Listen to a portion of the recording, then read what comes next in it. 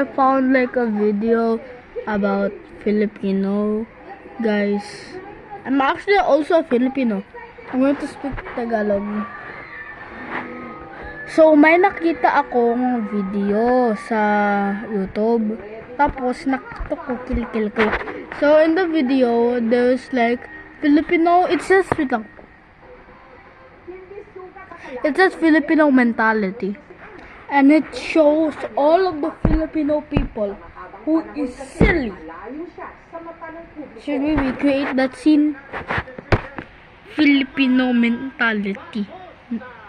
Enjoy or else. Yeah, that's just like the video. And then Filipino mentality.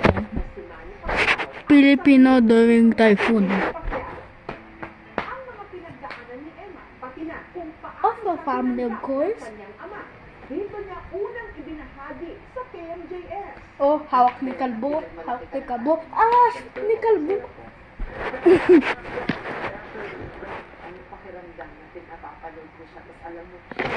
I'm going to smile until like I die. Maliit pa po ako, naintindihan ko na kagad yung sitwasyon. Naintindihan ko po na meron rin po siyang sariling pamilya, kaya hindi na po ako masyadong tatanong. Pero may pressure din yun, Emma, na anak ka ni Pacquiao, English or Spanish? English. Whoever moves is gay.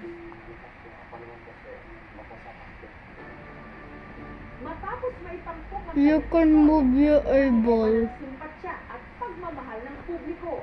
Sinubaybayan. You can move your eyeball. English or Spanish? English.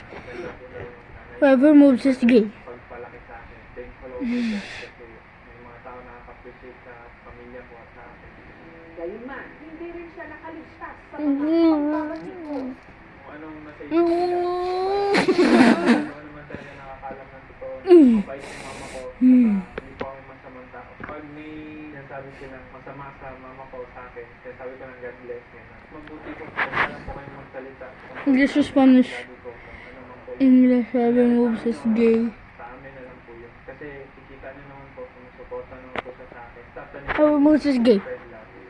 Mabuti rin daw na nalaman ng publiko ang kanyang pinagdaanan para hindi na raw English or Spanish? ang kanyang English. buhay bilang Whoever moves is gay. Para ma-clear out na rin yung mga sabi-sabi na baka binili ni Eman yung fight. Lagi rin po kasi akong iniisyo to yung laban na binibili ko daw. 5 hours later. Madali ko daw natatalo yung mga kalaban.